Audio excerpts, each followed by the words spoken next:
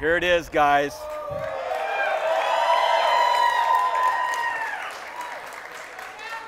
So, never before in the history of this car has the jump from generation to generation been so profound as it is with this car.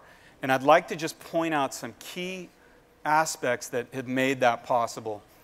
As you can see, the car is clearly wider and lower than today's car. We've managed to get the hood of the car impossibly low, which is so important for that classic roadster feeling. You can see we've brought the nose all the way down and given the car a lot more confidence and attitude this time around. That's something we really got from you, the enthusiast, that you wanted to see that in the car, but still be that Mazda face, still tie in to the Kodo generation of vehicles. If you come around the side here, you'll see that we've pulled this very dramatic fender line and A-post all the way back, again, giving that cab rearward feeling. And we've blacked out the A-post and mirrors. Again, that creates a drama and makes it a lot more contemporary, I feel. Very low dip at the belt line, giving you that open feeling, good visibility when you're driving. And then all the power and strength comes through this hip area and puts the power on the rear wheel, giving them that classic FR proportion. Around the back, very dramatic taper. It pulls all the way into the taillights, and that really accentuates these very wide rear fenders. Lastly, the interior. This is an interior like no other MX-5 before. We really wanted to get a much more aspirational, high-quality feeling. So there's tremendous attention to detail, fit and finish, bright work, but all the while being completely symmetrical and driver focused so you can really experience the purity of the driving of this car. So, needless to say, this was a global effort.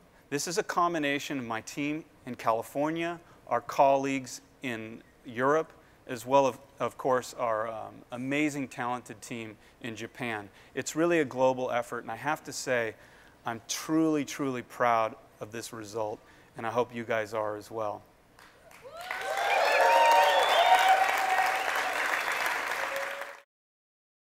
While I've got you guys as a captive audience, I just wanted to cover a few more key points on the car and just go through a little bit deeper description than I could do earlier on. One of the things I wanted to cover is a little bit the process we went through with this car. And it goes all the way back to 2.5, 3 years ago, believe it or not.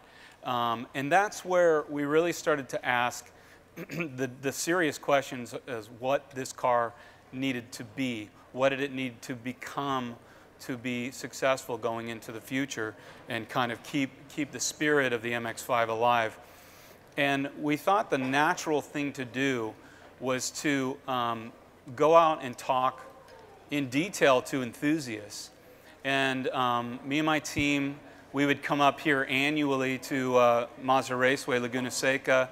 We'd spend time with the enthusiast groups for the big get-togethers. We'd talk to them, we'd hear their feedback, and even simple things like Cars and Coffee, which takes place in our own parking lot at headquarters in Irvine every weekend. You know, we'd go out there. We did this a couple times early on. We'd go out there. I took a few of my SEMA cars that we did on NC. We'd take those out there, video camera, microphone, and ask the simple questions like, A, what do you think of the MX-5? B, if you could have anything on the new one, what would it be? And so we were getting a lot of great feedback. We were sharing that feedback with Japan, of course, which is very important. A lot of it was confirmation of what we kind of felt in our gut, what the car needed to become. Some of it was new. A lot of it was about making the car more contemporary, making the car more aggressive in nature or more sporty in nature. We got a lot of feedback on the interior of the car. People really wanted to see a more aspirational interior, a car that felt more precious in its materials. So we really took that feedback to heart and tried to bring that into this car. The car you see here today is a fully running vehicle, and I'd like to go over a few more points. I know I talked earlier about the car, but I'd like to go in a little bit more detail in the same kind of order. Starting with the front of the car, you know, I mentioned the car is ever so slightly wider, but more important, it is lower without compromising interior space at all. And we've managed to get the hood of the car just impossibly low, in my opinion. And it's hard to tell probably from where you guys are at. You'll have a chance later on to see another car outside at normal height. But we've managed to get the engine really low in the car, and that's allowed us to get the hood lower. We also have additional technologies in place to help us with, of course, the most difficult part, which is the pedestrian impact legislation. So, but this is such a key element to the car because the car looks so low slung on the road and in person, and we really wanted to get that feeling like the car was really sucked down to the road. I talked about earlier bringing the mouth of the car much lower and making the mouth a lot more intense and confident. That's obviously something we set in motion with the rest of the Kodo lineup, but we resisted, and there were many versions of this, we resisted the application of the winged trim that's been so prominent on Mazda 3, CX-5, Mazda 6. We resisted that because someone got the car dirty. We resisted that because we just felt like it needed to be pure. That degree of chrome had no place on a car so pure as this. So we went back to a more traditional mouth shape, but obviously a lot more sporty and intense and aggressive.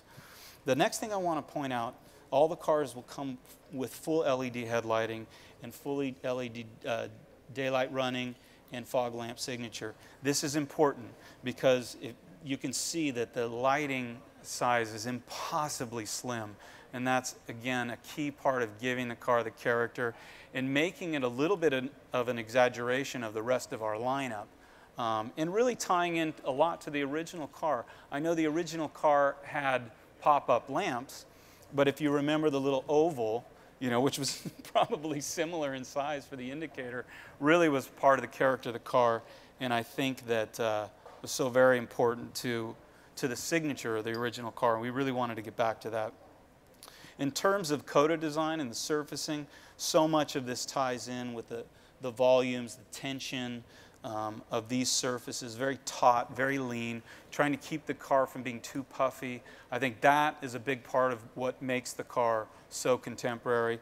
I talked earlier about the prominent fender. This really sets up the entire car. It's kind of has its peak in this area and then shoots down really sheer and then shoots down all the way back to the rear fender. Really important detail. I talked about the header being in black. All the cars will come like this, and we really started this trend with the SEMA cars that we did, where we found by painting this out black, it reduced the height of the car. It made the cabin of the car look farther rearward, giving it even more of that classic roadster proportion, and just looked contemporary and cool. And so it kind of stuck with us all the way through the program, and I'm so happy about that. I talked about the low belt line. This kind of accentuates the high front fender and then kind of bottoms out in this area and then peaks up around the rear fender. You'll notice that essentially the body side of the car has no lines on it. And this is really, really important because I think to respect the original car and try to do a modern vehicle that has a timeless quality, we needed to keep the car very simple and very clean and very pure. So there's really no line work. But what you probably don't see in here, but you'll see outside and later on as you view the car, there's a tremendous work that went into the volumes of the surfaces, controlling the highlights through here. And then as you come through the back of the car, the highlights fall. And then there's a really interesting, we call it kind of a hip line here, tension line here, that creates tension, draws your eye to the peak of the rear fender, and then scallops out to give that energy into the rear fender. Really, really important detail, and I think a totally original aspect of this car, and a real departure from the prior generation vehicles. But again, classic silhouette from the side view, but with a completely contemporary feeling. Coming around the back of the car, I mentioned earlier that the taper, This was something that we worked a lot on and had a lot of different variations of the rear of the car. The car, you'll see, has this very dramatic top view. And what I mean by that is the volume of the car really pulls in, the taillights are really far inboard, just kind of a few feet apart. And that really is a dramatic view from the back of the car. And the reason we did that was really to accentuate the rear fenders and give this sense of a rear wheel drive or FR proportion, put all the energy towards the back of the car, and also keeps the car looking very slim. The other thing was the reinterpretation of the classic taillight. You know, obviously the original car had that great pill shape with the round light planted in the inboard part.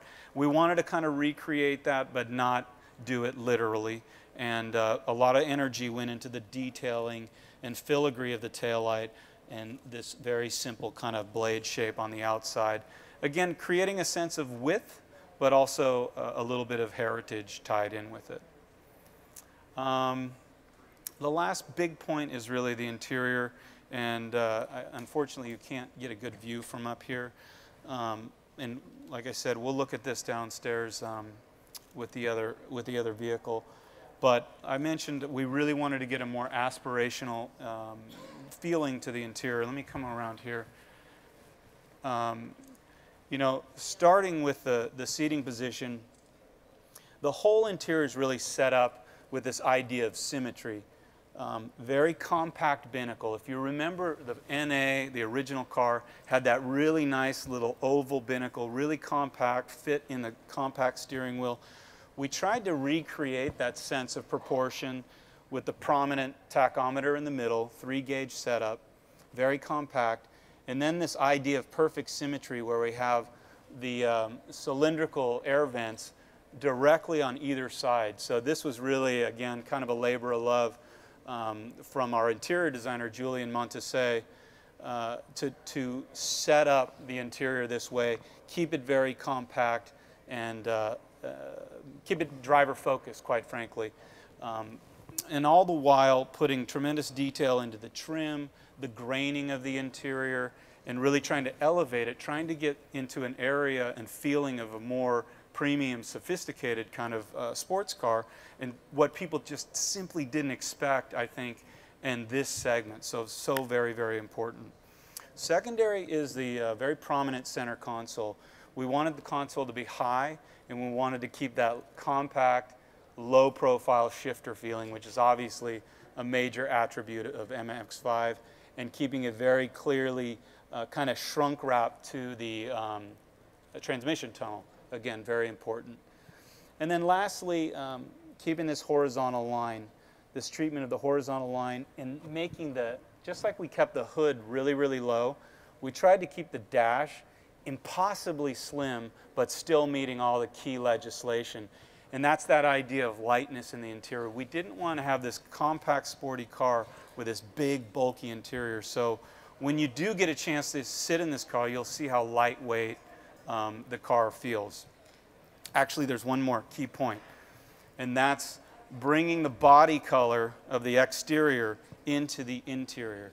This also, we worked very hard to get that feeling of Kodo surfacing, the idea that the top surface twists around to the side surface and really relates directly to the kind of form language we have on the exterior, and that will be color-coded depending on, obviously, the color of the car in key trim levels. So that was another big breakthrough for us.